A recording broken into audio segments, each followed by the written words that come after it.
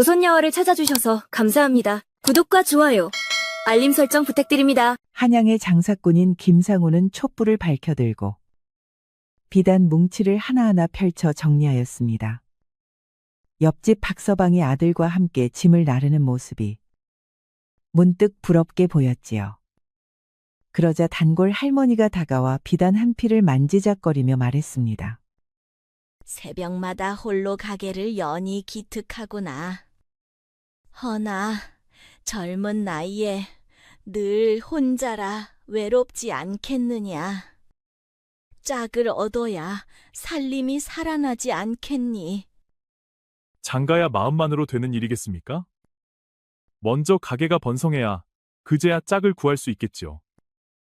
지금 같은 홀총각을 누가 거들떠보겠습니까? 할머니는 그저 웃으며 값을 치르고 돌아섰습니다. 상우는 그 뒷모습을 바라보다 가슴 한쪽이 저릿이 아려왔지요. 거리는 점차 분주해졌습니다. 그때 바람에 치맛자락이 흩날렸습니다. 고운 여인이 가게 앞에 멈추었지요. 소박하되 단아한 차림. 눈길은 비단 위에 고요히 머물렀습니다. 그 여인은 화려나 씨였습니다. 상훈이는 넋을 잃고 바라보다 조심스레 입을 열었습니다. 어느 비단을 찾으시옵니까? 이 필은 명주실로 짠 것이니 빛깔이 곱고 은근하옵니다. 참 곱습니다. 이 결은 어디서 온 것이지요? 흔히 볼 수 없는 품질이네요. 이는 강남에서 들여온 것입니다. 누에고치를 직접 가려 뽑은 실로 짜싸옵지요. 아씨의 안목이 예사롭지 않으시군요. 상인께서도 범상치 않으시옵니다. 좋은 비단을 정성껏 다루시는 모습이 인상 깊네요. 그 순간 두 사람 사이에 알 수 없는 기류가 흘렀습니다. 상훈이는 가슴이 두근거렸고 화려나 씨는 무심코 비녀를 매만졌지요. 훗날 좋은 비단이 들면 전해드려도 되겠습니까? 아씨 같은 분께는 더 좋은 물건을 보여드리고 싶사옵니다. 그러면 너무 좋지요. 감사합니다. 화려나 씨가 발길을 돌리자 상훈이는 한참이나 그 뒷모습을 바라보았습니다. 걸음 하나하나가 마음에 새겨지는 듯했지요. 사흘 뒤 아침 상훈이 문을 열자 저 멀리 화려한 가마가 다가왔습니다. 휘장 사이로 스친 얼굴. 분명 며칠 전 그 여인 화려나 씨였지요. 가마를 따르는 시종들의 복색은 화려하였고 극진한 대접이 눈에 띄었습니다. 그제야 상우는 화려나 씨가 보통 사람이 아니라는 것을 깨달았습니다. 그날 밤 상훈이는 이리저리 뒤척이며 끝내 잠을 이루지 못했습니다. 어리석구나. 상인 주제에 양반과 아씨를 흠모하다니. 이는 하늘의 별을 따려는 격이 아니더냐. 상훈이는 스스로의 분수를 한탄했습니다. 정직히 장사한들 넘을 수 없는 벽이 앞을 가로막고 있었습니다. 그렇다면 분수를 알고 자기 일을 열심히 하는 것이 옳았습니다. 그러나 포기하려 해도 화려나 씨의 모습은 지워지지 않았습니다. 우아한 손짓, 고운 미소, 비단을 어루만지던 섬세한 손길까지 허나 만약 내가 더 큰 불을 쌓는다면 조금이라도 다가갈 수 있지 않을까? 포기하라는 이성과 도전하라는 마음이 맞섰습니다. 그날부터 상우는 더 이상 옛날의 소극적인 상인이 아니었지요. 사랑이 그를 흔들고 바꾸고 있었습니다. 지난번 말씀하신 좋은 비단이 들어왔는지 궁금하옵니다. 혹 혼례용으로 쓸만한 것이 있겠습니까? 상훈이는 화려나 씨가 다시 나타난 것에 놀라면서도 기뻤습니다. 그러나 혼례용이라는 말에 가슴이 철렁 내려앉았지요. 아씨께서 다시 찾아주시니 영광이옵니다. 헌데, 홀레용이요? 화려나 씨는 그의 어두워진 눈빛을 보고 마음이 저려왔습니다. 곁에 있던 시녀월이는 주위를 두리번거리며 경계하고 있었지요. 아직 확정된 것은 아니옵니다. 그저 부모님 뜻에 따르라 하시니. 허나 제 마음은 다른 곳에 있사옵니다. 다른 곳이라 하시니 감히 여쭈어도 되겠습니까? 아씨의 진심은 어디에 있사온지요? 상인께서는 정직하고 따뜻한 눈빛을 가지셨습니다. 저는 그런 분을 마음에 품고 있사옵니다. 순간 두 사람 사이에 묘한 기류가 흘렀습니다. 화련아 씨는 부채로 얼굴을 가리며 수줍어했고 상훈이는 가슴이 두근거렸지요. 제가 비록 미천한 상인이지만 아씨를 향한 제 마음만은 그 누구보다 진실하옵니다. 그때 월이가 밖을 내다보며 손짓했습니다. 사람들이 오간다는 신호였지요. 이곳에 오래 머물 수는 없사옵니다. 허나 상인께서 진심이시라면 다른 곳에서 다시 뵐 수 있겠습니까? 아씨께서 원하신다면 시전 뒤편 작은 정자가 있사옵니다. 달밤이면 누구도 찾지 않는 곳이지요. 그러면 내일 밤 달이 밝을 때 그곳에서 뵙겠사옵니다. 그리하여 두 사람은 은밀한 약속을 맺었습니다. 상훈이는 정자에 홀로 앉아 화련아 씨를 기다렸습니다. 달빛이 연못에 부서져 반짝였지요. 발소리가 다가오자 가슴이 세차게 뛰었습니다. 화련아 씨는 월이와 함께 조심스레 나타났습니다. 달빛 아래 선 화련의 모습은 더욱 눈부셨지요. 이렇게 몰래 나오기가 쉽지 않았사옵니다. 허나 상인께서 기다리신다 생각하니 용기가 났습니다. 아씨께서 이런 위험을 무릅쓰고 나와주시다니. 정말 감사드립니다. 월이는 멀찍이 서서 망을 보았습니다. 그리하여 두 사람만의 시간이 비로소 시작되었지요. 상인께서는 어찌 홀로 그 큰 가게를 꾸려가고 계시옵니까? 대개는 가족이 안 계시옵니까? 부모님을 일찍 여의고 홀로 지낸 지 벌써 3년이 되었사옵니다. 이 외로움이 때로는 견디기 어려울 때가 있사옵니다. 화련아 씨는 상훈이의 손을 살며시 잡았습니다. 거친 손바닥에서 묘한 따뜻함이 전해졌지요. 저 또한 양반과 여식으로 태어나 모든 것이 정해진 길을 따르다 보니 마음이 답답하옵니다. 진정으로 속을 나눌 리가 없었지요. 아씨께서도 외로우셨군요. 이상훈이 감히 그 외로움을 덜어드릴 수 있다면 더 바랄 것이 없겠사옵니다. 두 사람의 손끝에 전율이 흘렀습니다. 달빛 아래서 눈빛이 마주하니 말없이도 마음이 오갔습니다. 상인나리께서는 저를 어떻게 생각하시옵니까? 아씨는 제게 하늘에서 내려온 선녀와도 같으십니다. 처음 뵌 그날 이후로 제 마음은 온통 아씨뿐이었사옵니다. 화련아 씨의 뺨이 달빛에도 붉게 물들었습니다. 그녀는 부채로 얼굴을 가리며 수줍어했지요. 저 또한 상인나리께서 보여주신 진실한 마음에 사로잡혔습니다. 이런 감정은 난생 처음이옵니다. 상훈이는 화련아 씨의 손을 더욱 힘주어 잡았습니다. 그 순간 두 사람의 마음은 하나가 된 듯하였지요. 아씨, 비록 신분의 차이는 크다 하나 제 마음만은 그 누구보다도 진실하옵니다. 아씨를 위해서라면 무엇이든 할 수 있사옵니다. 저도 그러하옵니다. 상인나리와 함께라면 어떤 어려움도 이겨낼 수 있을 것 같사옵니다. 그리하여 달빛 아래서 두 사람의 사랑은 굳어졌습니다. 박서방이 상훈을 불러냈습니다. 그의 눈빛은 수상하게 빛나고 있었습니다. 상훈이 자네에게 좋은 제안이 있네. 허나 아무에게도 새어나가서는 안 되네. 무슨 일입니까? 때마침 큰 자금이 필요하던 참이옵니다. 박서방은 주위를 살피더니 목소리를 낮추었습니다. 중국 상인들이 귀한 물목을 들여왔다 하네. 정식으로는 세금이며 절차가 까다로우니 뒷길로 흘러오지만 물건은 확실해. 자네가 사들이면 이익이 10배는 될 것이야. 상훈이의 눈빛이 흔들렸습니다. 밀무역이란 낌새는 어렴풋했지만 박서방은 어디까지나 뒷길로 들여온 정당한 물건이라 했지요. 정식 물목이 아니라 하시니 혹 불법이 아니겠습니까? 하하, 그저 절차만 피한 것일 뿐이네. 세상에 다 아는 일이야. 자네 같은 장사꾼에게는 절호의 기회지. 상훈이는 곧 화련아 씨를 떠올렸습니다. 그녀를 지켜내려면 그 집안과 어깨를 나란히 하려면 더 큰 부가 필요했지요. 좋습니다. 그 길에 저도 함께하겠습니다. 그리하여 상훈은 자기도 모르는 사이 위험한 물길에 발을 들여놓고 말았습니다. 그리고 첫 거래를 성사한 순간 막대한 이익을 올리게 되었습니다. 이렇게 큰 이익이라니 믿어도 되는 걸까? 평생 벌어도 모으기 힘든 돈을 단숨에 손에 쥘 수 있다니. 허나 아씨께는 차마 말씀드릴 수 없구나. 혹여 근심만 더 얹어드릴 뿐이니. 며칠 뒤 화련아 씨와 다시 만났을 때 상훈이는 평소보다 한결 여유로운 기색을 보였습니다. 상인나리께서 요즘 밝아 보이시는군요. 무슨 좋은 일이라도 있으셨습니까? 장사가 잘 풀려서 아무래도 아씨와 더 자주 뵐 여유가 생겼사옵니다. 화련아 씨는 그의 달라진 기색을 느꼈으나 까닭은 알 수 없었습니다. 다만 자신을 위해 애쓰고 있음은 분명히 알 수 있었지요. 그 마음이 고맙사옵니다.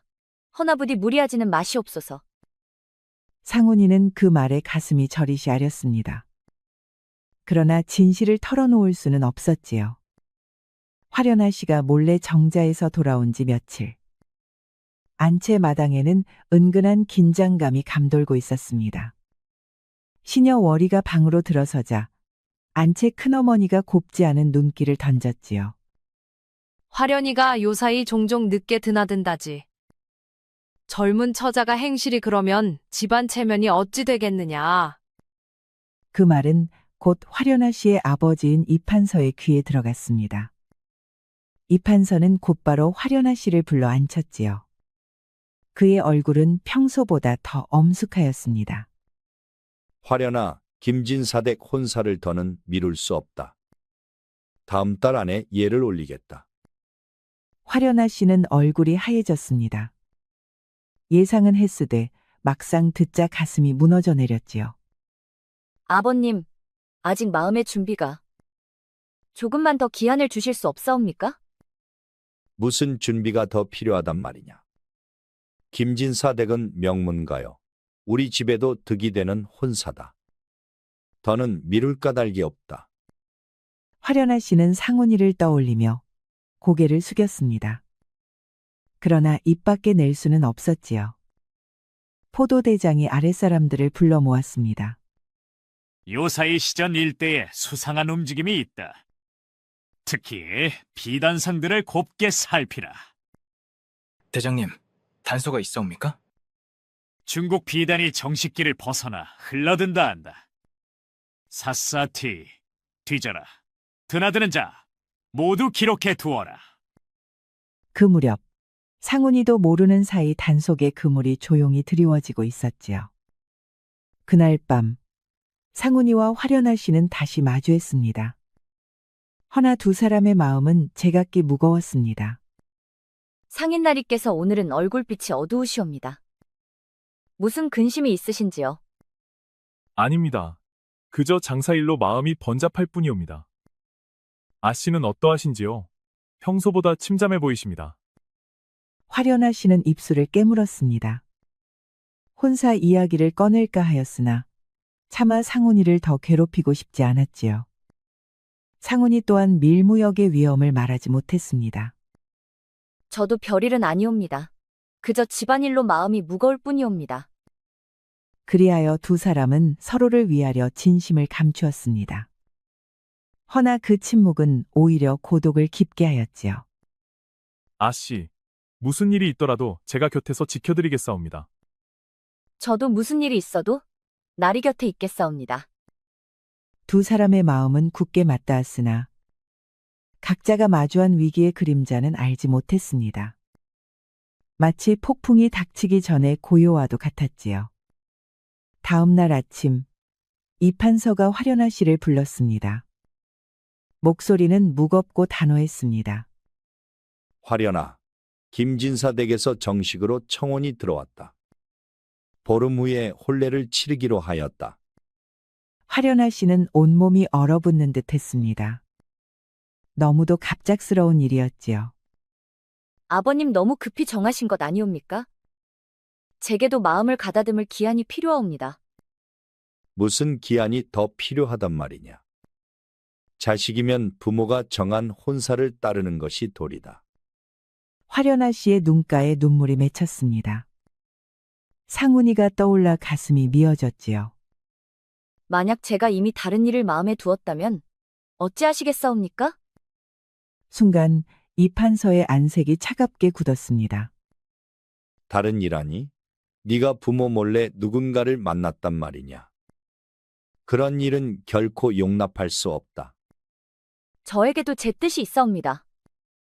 진정으로 사랑하는 이와 함께 살고 싶습니다. 사랑이라니 허튼 소리 마라.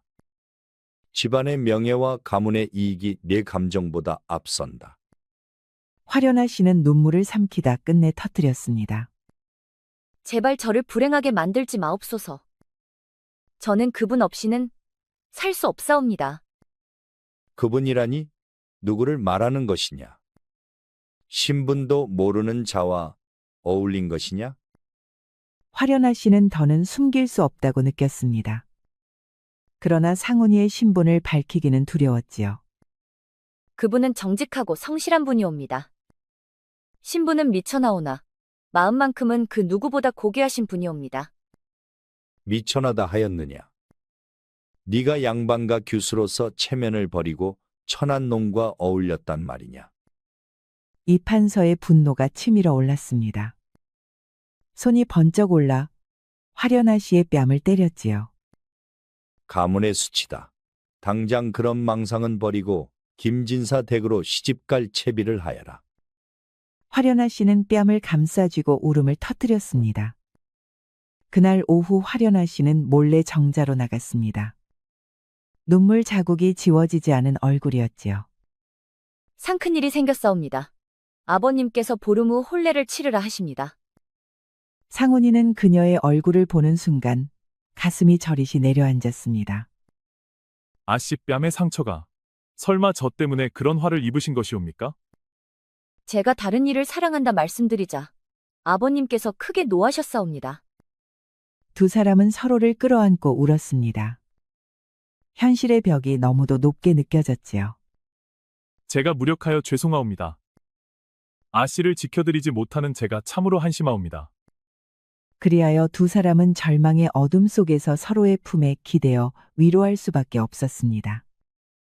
상훈이는 평소처럼 가게 문을 열었습니다. 허나 화련아 씨와의 이별을 생각하니 모든 것이 허망했지요.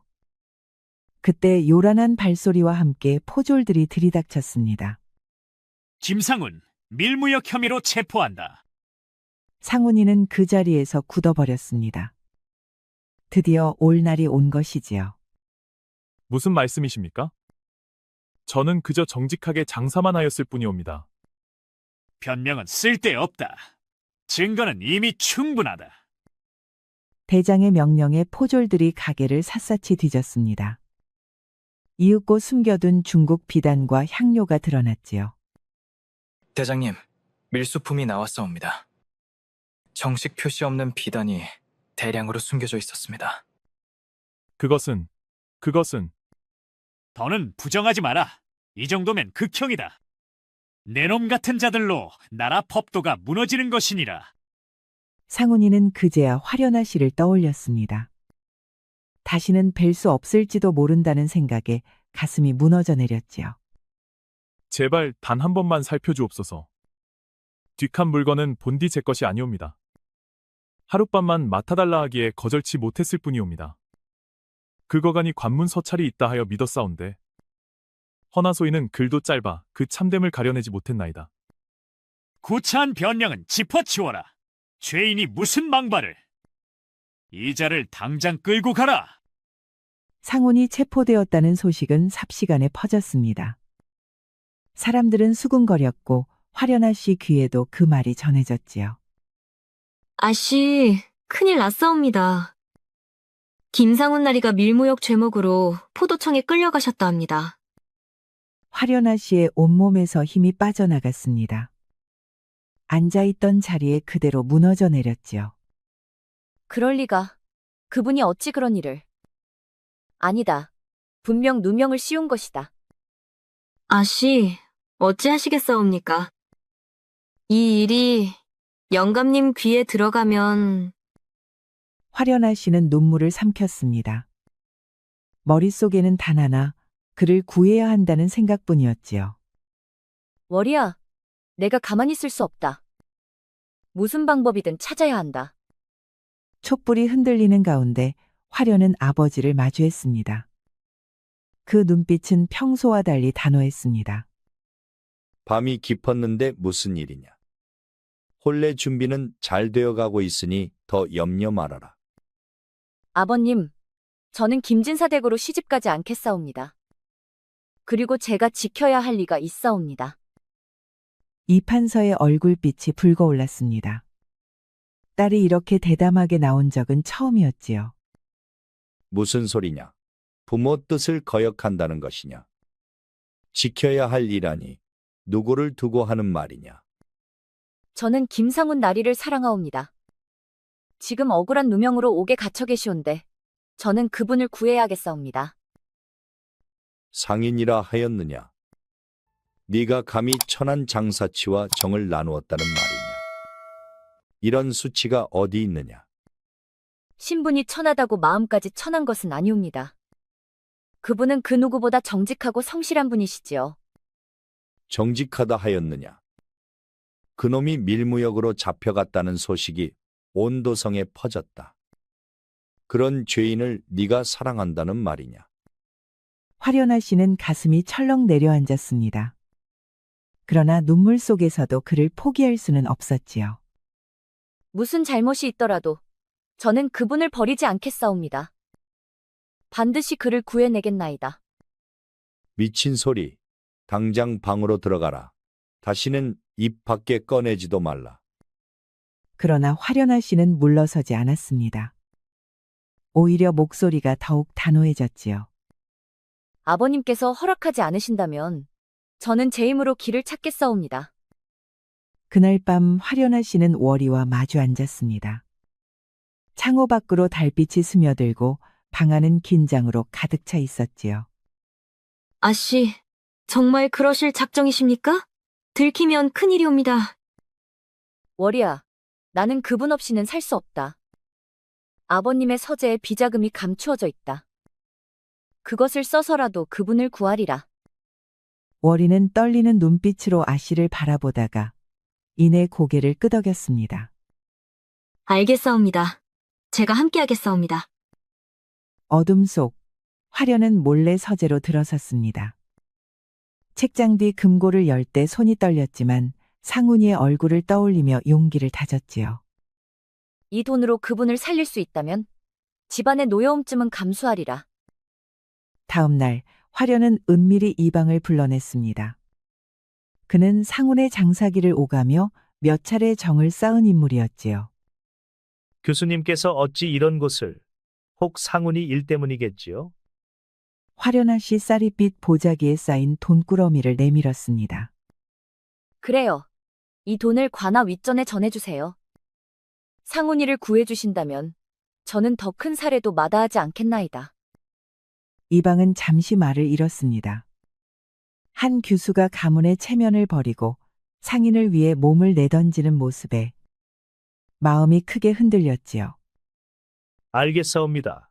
제가 힘닿는 데까지 나서 보겠나이다. 이방의 손이 은밀히 움직인 덕에 관아는 증거 불충분이라는 명목으로 상훈이를 석방하였습니다. 이방날이 어찌 이런 일이 가능했는지요? 소인은 목숨을 건졌사옵니다. 자네를 구하기 위해 한 여인이 모든 것을 걸었네. 그 마음을 헛되이 하지 말게. 상훈이는 곧 화련아 씨를 떠올렸습니다. 가슴이 먹먹히 벅차올랐지요. 아씨께서 저 때문에 이제 저는 어떻게 해야 한단 말이오? 한양에 오래 머물 수는 없네. 이 판서가 크게 노하였고 관아에서도 자네를 주시할 것이야. 서둘러 떠나는 것이 좋을 것이네. 상훈이는 곧장 화련을 찾아갔습니다. 그녀는 이미 작은 보퉁이를 준비해 들고 있었지요. 상인께서 무사하시니 다행이옵니다. 그러나 이제 우리는 이곳을 떠나야 하겠사옵니다. 저 때문에 아씨께서 가문도 신분도 모두 버리시다니 죄송하옵니다.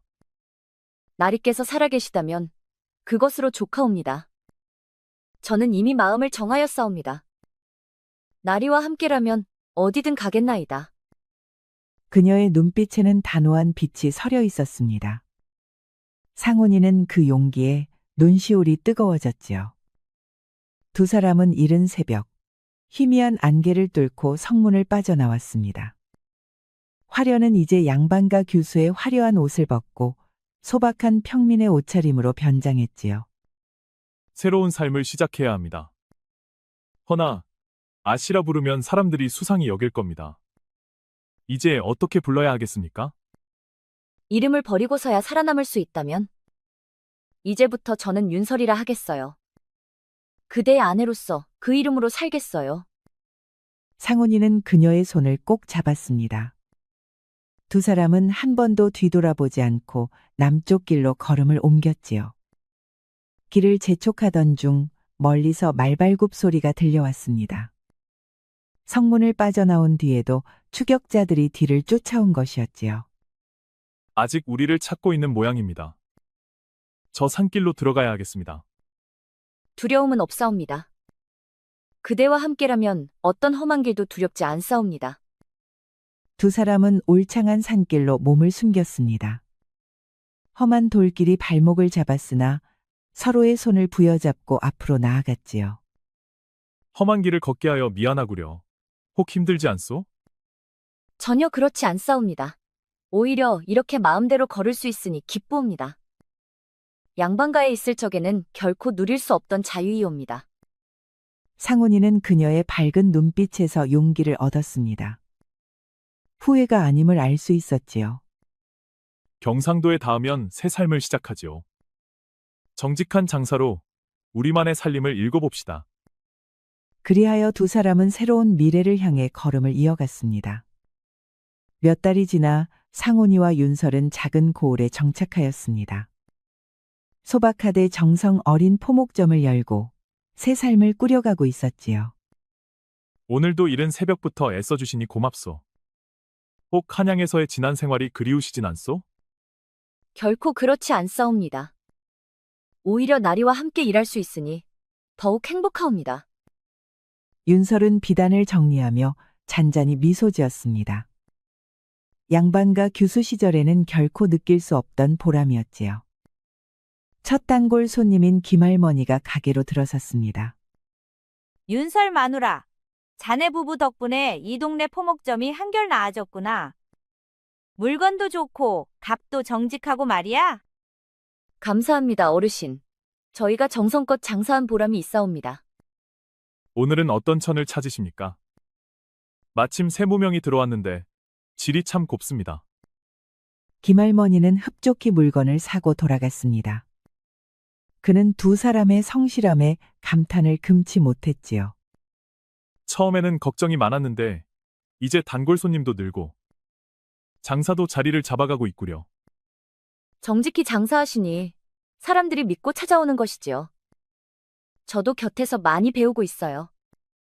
윤설이는 장부를 정리하며 뿌듯함을 느꼈습니다. 셈에 능숙해진 자신이 신기하기도 했지요.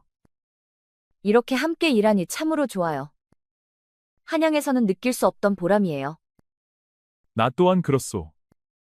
그대와 함께라면 어떤 어려움도 두렵지 않구려. 그날 밤 두 사람은 아늑한 집에서 차를 나누며 이야기를 이어갔습니다. 서방님, 우리가 이렇게 평범하나 행복한 삶을 살 수 있게 된 것이 참으로 기뻐요. 그건 다 그대 덕분이지. 그대가 아니었다면 나는 이런 기쁨을 알지 못했을 것이오. 두 사람은 서로의 손을 맞잡고 앞날에 대한 희망을 품었습니다. 작은 시작이었으나 진정한 행복이 무엇인지 깨달았지요. 그리하여 신분을 초월한 사랑은 새 삶의 터전을 다져가고 있었습니다. 5년이 흘렀습니다.